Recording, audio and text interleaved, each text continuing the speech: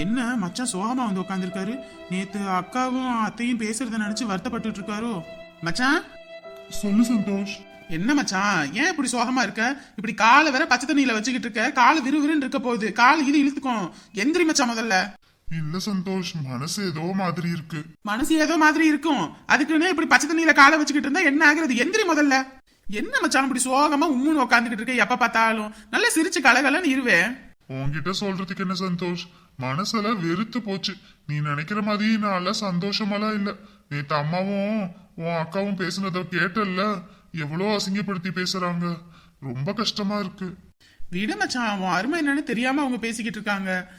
நீ யாருன்னு அவங்களுக்கு தெரியற காலம் வரும், அன்னைக்கு நம்ம எதா இருந்தாலும் பேசிக்கலாம். இப்போதைக்கு நீ எதுவும் பேசாத. எப்படி சந்தோஷம் இருக்கிறது? சின்ன வயசுல இருந்து கைக்குள்ளேயே இருந்த புள்ள, அந்த புள்ள கல்யாணத்துக்கு கூட கூப்பிடாம எல்லாம் பண்றாங்களே, எவ்வளவு வருத்தமா இருக்கு தெரியுமா சந்தோஷ்? நான் கையால் ஆகாதவன்னு நினைச்சுக்கிட்டாங்க. இவங்களுக்கு எல்லாம் உதவியா இருந்தேன். இன்னைக்கு என்னையவே இப்படி ஒதுக்கிட்டு எல்லாம் பண்றாங்களே சந்தோஷ். விடு மச்சான், அக்கா என்ன எதுவும் தப்பாவா பண்ணாங்க? ஒன்னும் இல்லைல்ல, பூமாரி நல்லா இருக்கணும், ஓமகா நல்லா இருக்கணும் தானே அவங்க ஒரு முடிவு பண்ணியிருக்காங்க. எதையும் எடுத்தவங்க ஊத்தனா பண்ண போறாங்க? எல்லாத்தையும் அலசி ஆராய்ச்சி தானே எதுவும் பண்ணியிருப்பாங்க. வருத்தப்படாத மச்சான். இல்ல சந்தோஷ், எனக்கு என்னமோ அந்த மாப்பிள்ளை வீடு வந்ததுல இருந்து மனசே ஏதோ சரியில்லை. ஏதோ தப்பா நடக்குமோன்னு உள்ளுக்குள்ள என்னமோ மாதிரி இருந்துச்சு. அதனாலதான் ஒவ்வொரு டைமும் நான் பயந்துகிட்டு கிடந்தேன். ஏன்னா ஒத்த புள்ளைய பெத்து வச்சிருக்கோம், அதுக்கு ஒரு நல்ல வாழ்க்கை அமைச்சு கொடுக்கணும். ஏனோ தானோன்னு அமைச்சு கொடுத்துட்டு பின்னாடி அதுவும் வருத்தப்படுறத பார்த்து நம்மளும் வருத்தப்படக்கூடாது. எதையும் ஒரு தடவைக்கு பல தடவை யோசிச்சு எல்லா வேலையும் செய்யறோம். பிள்ளைங்க வாழ்க்கை விஷயம், அதுல எத்தனை தடவை யோசிக்கணும்.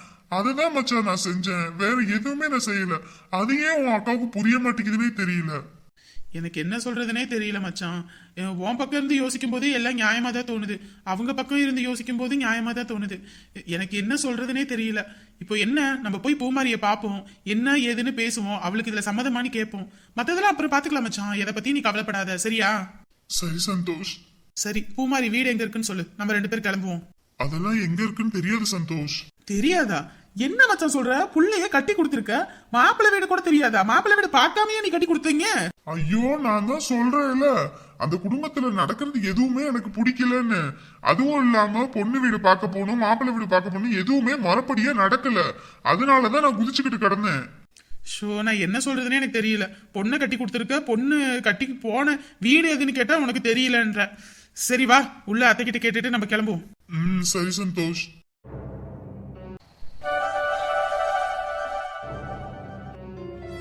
மணி 7:15 ஆயி போச்சு, இன்ன வரைக்கும் மருமவக்காரி எந்திரிக்கல.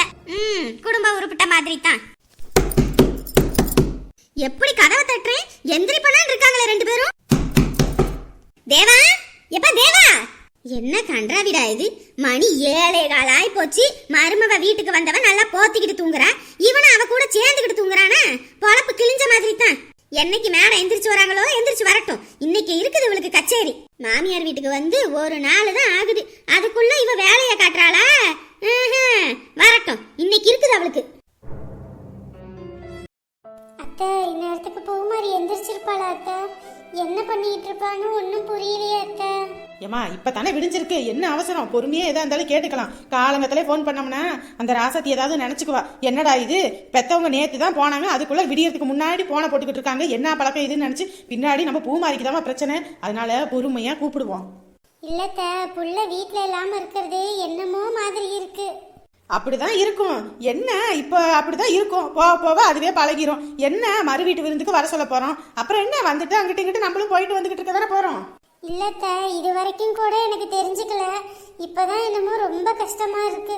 புள்ள இங்க இருக்கும் போதே பார்க்க முடியல, இன்னும் பெங்களூர்லாம் போயிருச்சுன்னா நம்மள பார்க்க வருமா என்னன்னு கூட தெரியலத்த. அவங்க வரலினாலும் பரவாயில்ல, நம்ம போய் பார்த்துட்டு வருவோம். நம்ம பேத்தி வீடு, அவ என்ன சொல்றது சரியா? இங்க இருக்க வரைக்கும் அவங்க ஆத்தாக்கறி பேச்சு கேட்டுக்கிட்டு அந்த பையன் இருக்கலாம். பெங்களூர் போயிட்டா நம்ம பூமாரி பேச்சு தானே கேட்டாகணும். அதுக்கப்புறம் நம்ம எல்லாம் மாசத்துக்கு ஒருக்க போயிட்டு வருவோம். என்ன சொல்ற? இப்படி எதையோ சொல்லி மனசை தேத்திக்கிட்டு தான் அத்தை போயாகணும். அம்மா, சொல்லுடா. அத்தை, பூமாரி வீட்டு அட்ரஸ் கொடுங்க அத்தை, நாங்க போய் பார்த்துட்டு வரோம். பூமாரி வீட்டு அட்ரஸா? எதுக்குப்பா? ஏன்? ஏமா என்னமா பேசிக்கிட்டு இருக்க? பெத்த தகப்பனுக்கு புள்ள வீட்டு அட்ரஸ் கூட சொல்லக்கூடாதா? ஏண்டா நேத்து இங்க பிரச்சனை பண்ணது பத்தாதா, இதுல அங்க வேற புள்ள வாழ போற இடத்துல போயிட்டு பிரச்சனை பண்ணணும்னு நினைச்சிட்டு இருக்கியோ? அத்தை, புள்ள வீட்டு அட்ரஸ் கேட்டா பிரச்சனை பண்றதுக்கு தான் கேட்பாங்களா? புள்ள எப்படி இருக்க என்னன்னு பாக்குறதுக்கு கூட கேட்க மாட்டாங்களா? எப்ப சந்தோஷ் நேத்து தான் இங்க பிரச்சனை பண்ணனா, மறுபடியும் அங்க போய் பிரச்சனை பண்ணா நல்லாவா இருக்கும்? நீ ஏன் சொல்லு. அவங்களாம் படிச்ச குடும்பம், பணக்கார குடும்பம். நம்மள மாதிரியா படிக்காத தத்திகளா? அவங்களா அப்படிப்பட்ட குடும்பம். அங்க போயிட்டு இவன் ஏதாவது மரியாதை குறைவா நடந்துட்டானா என்ன பண்றது? அதுக்கு தான் நான் சொல்லிக்கிட்டு இருக்கேன். அத்தை நீங்க சொல்றது சரிதான் அத்தை. உங்களுக்கு புள்ளை மேல எவ்வளவு பாசம் இருக்கோ அதே மாதிரி மச்சானுக்கும் பாசம் இருக்குல்ல அத்தை. புள்ள போய் வாழ்ற இடம் எப்படி என்னன்னு கூட பார்க்க கூடாதா? இவன் இத்தனை வருஷம் பிள்ளைய பார்த்தது போதும்பா. இதுக்கு மேலேயும் பார்த்து எந்த பிரச்சனையும் பண்ணக்கூடாதுன்னு தான் நான்லாம் அட்ரஸ் சொல்ல முடியாது. ஏமா எந்த பிரச்சனையும் பண்ண மாட்டேமா, அட்ரஸ் சொல்லுமா. என் புள்ள எப்படி இருக்கான்னு போய் பார்க்க கூட கூடாதா? ஏண்டா ஏற்கனவே உன்னை வீட்டை விட்டு துரத்திட்டேன்னு சொல்லித்தான் நான் கல்யாணமே பண்ணி வச்சிருக்கேன். இதுல வேற நீ போய் அங்க நந்தி மாதிரி நின்றீனா அப்புறம் என் பேத்திக்கு தாண்டா பிரச்சனை. ஏமா என்னமா ஏ உமா, வாயில என்ன கொழுக்கட்டையா வச்சிருக்க? அம்மா கிட்ட சொல்லு, அட்ரஸ் என்னன்னு சொல்லுங்க, என் பிள்ளைய நான் போய் பாக்குறதுக்கு. அத்தை அதான் கேக்குறாருல, சொல்லுங்க அத்தை, போயிட்டு தான் வரட்டும். ஏண்டா உன்ட்ட சொல்றது பிரச்சனை இல்லடா, ஏதாவது பிரச்சனையை பண்ணி போடுவாடா, அதுக்கு தான் சொல்றேன். எந்த பிரச்சனையும் பண்ண மாட்டேன். என் புள்ள வீட்டு அட்ரஸ் சொல்லு, என்னால முடிஞ்ச ஏதாவது சீரை நான் செய்யணும். ஏற்கனவே நாங்கெல்லாம் சீரெல்லாம் செஞ்சுட்டோம், எல்லாமே பண்ணியாச்சு. பொருள்ல இருந்து வாங்கி கொடுக்கறது, நகநட்டுல இருந்து எல்லாம் போட்டோம். நீங்க ஒன்னும் செய்ய வேணாம். சரி, நான் கையால் ஆகாதவனே நான் ஒத்துக்கிறேன். புள்ள வீட்டு அட்ரஸ் சொல்லுங்க, நான் போய் என்னன்னு பாத்துக்கிறேன். சொல்றேன், ஆனா நீ அங்க போயிட்டு மாப்பிள்ளை வீடு எப்படி, மாப்பிள்ளை எப்படி, அவங்க அவத்தாக்கறி எப்படின்னு சொல்லி பக்கத்துல எல்லாம் அக்கம் பக்கத்துல விசாரிக்க கூடாது. அப்படி எதுவும் இருந்துச்சுன்னா நான் கொடுக்கல. அப்படி எதுவும் கேட்க மாட்டேன், விசாரிக்க மாட்டேன்னு சொன்னா வேணா கொடுக்குறேன். சரிம்மா, குடுமா. சரி சொல்றேன், போயிட்டு பாத்துட்டு வாங்க. இந்த மேட்டுப்பாளையம் சந்தை இருக்குல்ல, அங்கிட்டு கூட இந்த பத்திரகாளியம்மன் கோயிலுக்கு போற வழி, அதுக்கு முன்னாடியே ஒரு பெரிய ஆலமரம் இருக்கும், அந்த இடத்துல தான் வீடு. சரி அத்தை, அப்ப நாங்க அங்க போயிட்டு போன் பண்றோம். நீங்க என்ன இடம் மட்டும் சொல்லுங்க. சரிப்பா. சரி, நான் போயிட்டு புள்ளைய பாத்துட்டு வரேன். சரி, பார்த்து பத்திரமா போயிட்டு வாங்க. சரி அக்கா, அத்தை போயிட்டு வந்துடுறோம். அங்க போயிட்டு கூப்பிடுறேன். நீ அட்ரஸ் கொடுன்னு சொன்னனாலதாம்மா கொடுத்தேன், இல்லைன்னா கொடுத்துருக்கவே மாட்டேன். ஏதாவது பிரச்சனை பண்ணி போடுவான், அதுக்கு தான் பார்த்தேன். அத்தை அவர் அப்படிலாம் பண்ண மாட்டாரு அத்தை. அவர் கோவம்லாம் நம்ம கிட்ட மட்டும்தான், நம்ம மேல மட்டும்தான். புள்ள வாழ்க்கை மேல அவருக்கும் அக்கறை இருக்கு. விடுங்க அத்தை, போயிட்டு பார்த்துட்டு வரட்டும். சரிம்மா. சரி வாங்க அத்தை, சந்தோஷ் வேற ஊர்ல இருந்து வந்திருக்கான். அவனுக்கு ஏதாவது சமைச்சு கொடுப்போம். வந்துட்டு எதுவுமே சமைச்சு கொடுக்கலன்னா ஏதாவது நினைச்சுக்க போறான். நேத்து நைட்டும் ஒழுங்கா சாப்பிட கூட இல்ல. சரிம்மா. என்னடா மாப்பிளக்காரன், நீ ஏன் குளிச்சிட்டு வந்து உக்காந்துருக்க? உன் பொண்டாட்டி எங்க? குளிச்சிட்டு இருக்காமா? ஆமாண்டா, குளிச்சிட்டு இருக்கான்னு சொல்லு. நேரங்களமா எந்திரிக்கிறது இல்ல. என்னடா பழக்கம் இதெல்லாம்? ஏமா என்னமா வாழு கட்டிக்கிட்டு இருக்க? இப்பதானமா விடிஞ்சுது. ஆமாண்டா, இப்பதான் விடிஞ்சுது. எந்திரிச்ச உடனே 8 மணிக்கு உனக்கு காப்பி கொண்டு வந்து நீட்டணும். அது போதாத குறைக்கு 8:30 மணிக்கு சாப்பாடு கொண்டு வந்து உன் வாயில ஊட்டணும். அது போதாத குறைக்கு வீட்டு வேலை மொத்தத்தையும் செய்யணும். அப்படி இருக்கும்போது உன் பொண்டாட்டி குளிச்சிட்டு இருக்கான்னு சொல்றியா? ஏமா ஏமா வாழு கட்டிக்கிட்டு இருக்க? பொறுமாமா.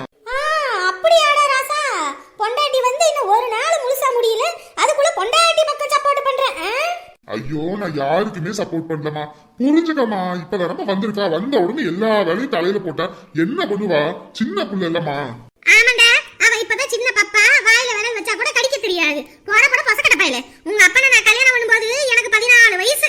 14 வயசுலயே அம்புட்டு வேலையும் செய்வேன். என் மாமியாரும் உட்கார்ந்த இடத்துல இருந்துகிட்டு வெத்தலை பட்டி எடுத்துட்டு வா, இந்த வெங்காயத்தை உரி, இந்த குழம்பு எல்லாத்தையும் செய்ய, கோலம் போடு, அதை பண்ணு இதை பண்ணுன்னு சும்மா உசுர வாங்கும். அப்படியாடா வாங்கிட்டு இருக்கேன். அதுவும் விடிய காத்துல ஒரு பக்கம் சேவை கூவாததுக்கு முன்னாடி 5 மணிக்கெல்லாம் எழுப்பி விட்டுரும். நானும் அப்படியே பண்ணிக்கிட்டு இருக்கேன். ஏமா அந்த காலம் வேற இந்த காலம் வேறமா.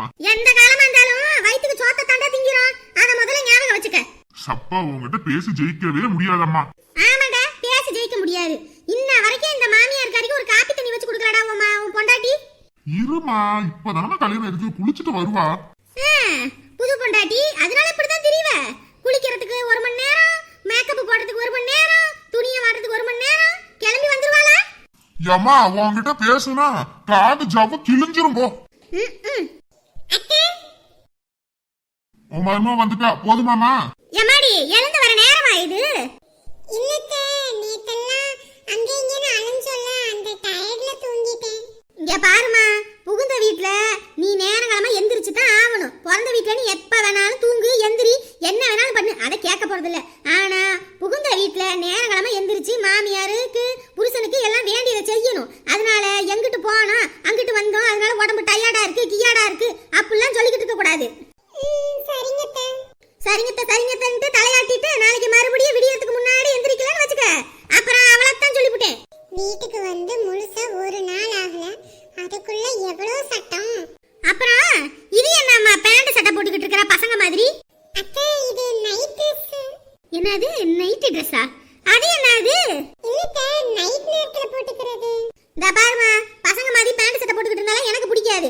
இந்த ஊர்ல எல்லாம் எந்த புள்ளையும் இந்த மாதிரி எல்லாம் போட்டுக்கிட்டு சுத்தாது. சேலையை கட்டு, இல்லையா நைட்டியை போட்டுக்கிட்டு சுத்து. அதை விட்டுவிட்டு இந்த மாதிரி சட்டையெல்லாம் போட்டுக்கிட்டு வெளியே போய் நின்றுக்கிட்டு ஆடிக்கிட்டுலாம் இருந்தான்னு வச்சுக்க, எனக்கு பிடிக்காது சொல்லிவிட்டேன். இவ்வளவு தூரம் சொல்லிக்கிட்டு இருக்கேல, போ போய் துணியை மாத்திட்டு வா. இவர் படிச்சிருக்காரு தானே, இந்த மாதிரி போடுறதெல்லாம் இப்பெல்லாம் நார்மல்ன்றது இவருக்கு தெரியும் தானே. அவங்க அம்மா கிட்ட சொன்னா என்ன, அவரும் அவங்க அம்மா பேச பேச அமைதியாவே இருக்காரு. நான் பாட்டுக்கு பேசிக்கிட்டே இருக்கேன், நீ பாட்டு உனக்குள்ள பேசிக்கிட்டு இருக்க. எதா இருந்தாலும் வாயை திறந்து நேரா பேசு. இல்லத்த, இந்த போய் துணி மாத்திட்டு வரேன். சரி சரி போ வேகமா. ஏமா வந்த உடனே அந்த புள்ளைய அந்த பாடுபடுத்துற? டாடா உனக்கு ஒண்ணும் தெரியாது, வாய் முடிக்கிட்டே இரு. எதையுமே முளையிலே கிள்ளி எரிஞ்சிடணும். இப்ப 4 போடு போட்டா தான் மாமியார் கறி இப்படின்னு தெரியும். இல்லன்னு வச்சுக்க, வந்த உடனே மடியில உட்காந்துக்கிட்டு அம்முக்குட்டி செல்லக்குட்டி தங்கக்குட்டி இதை பார்க்காதடி செல்லம் அப்படிலாம் கொஞ்சிக்கிட்டு இருந்தா வச்சுக்க, பின்னாடி நம்ம தலையில மிளகா அரைச்சிருவாளுங்க. அதனால நீ வாய் முடிட்டு கம்முன்னு இரு. மாமியார் மருமகத்துக்குள்ள நீ வராத, சரியா? அப்பா என்னமோ பண்ணு. ஏண்டா நேத்து உன் பொண்டாட்டி வீட்டுல இருந்து 50 சவரனும் உனக்கு போடுற 4 சவரனும் கொண்டு வந்து குடுக்கறேன் ஆளுகளே, கொடுத்தாளுங்களாடா? பாத்தியாடா நகையில எப்படி இருக்குன்னு? நான் எங்கம்மா பாக்கேன்? ஆமா, நீ எங்க அங்க பாக்குற? உனக்கு தான் வேலை அதிகமா இருக்கும். எது முக்கியமோ அதை பாக்காத. இப்ப பார்த்தா போச்சு. சரி அவன் பொண்டாட்டிய கூப்பிடு. இருமா துணி மாத்திட்டு வரட்டும். அத்தை, இது ஓகேவா? இது எப்படி கண்ணு கலகா லட்சணமா இருக்குது? முதல்லயே நம்ம போட்டுட்டு வந்திருக்க பேண்ட் சட்டையும். இனிமே இந்த மாதிரி கண்ணு கலகா லட்சணமா சேலையோ இல்ல இதையோ போட்டுக்க. ரொம்ப அழகா இருக்கு உனக்கு, சரியா? சரிங்க அத்தை. நான் ஏன் உன்னை நைட்டி இதெல்லாம் மாத்துன்னு சொன்னா, இங்கெல்லாம் பொறுக்கி பசங்களா இருக்காங்கம்மா. இப்படி பேண்ட் சட்டையெல்லாம் போட்டுக்கிட்டு இருந்தா என்னடா இந்த பிள்ளை இம்புட்டு அழகா இருக்கு, இப்படி பேண்ட் சட்டையெல்லாம் போட்டுக்கிட்டு இருக்கு, மரியாதை இல்லாம அப்படி இப்படின்னு வாங்க. அதனால தாண்டி அம்மா நான் அப்படி சொன்னேன். நீ அத்தையை கிட்ட எதுவும் தப்பா நினைச்சுக்காத. இல்ல அத்தை, நான் எதுவும் தப்பா நினைக்கல. எம்மாடி காப்பி வைக்கிறேன், குடிக்கிறியா? இல்ல அத்தை, நான் அப்புறமேட்டு குடிச்சுக்கிறேன்.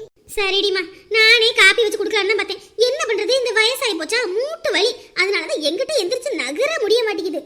ஓ சரி அத்தை. எம்மாடி நேத்து உங்க வீட்ல நகை கொடுத்து விட்டாங்கல்ல, அதெல்லாம் எங்கம்மா? இல்ல உள்ளதா அத்தை, என் பெட்டியில இருக்கு. ஓ அப்படியாமா, கொண்டு வந்து கொடுத்துட்டாங்களா? ஆமாங்க அத்தை. சரிடாமா, நானும் அந்த நகையெல்லாம் எப்படி இருக்கு என்னன்னு கூட பார்க்கவே இல்லை. அதை எடுத்துட்டு வரியா? சரிங்க அத்தை. இன்ன வரைக்கும் இவங்க வாய் வல்ல கத்துனாங்க, இப்ப மட்டும் என்ன ரொம்ப பாசமா பேசுறாங்க. ஷோ, இவங்கள புரிஞ்சுக்கவே முடியல.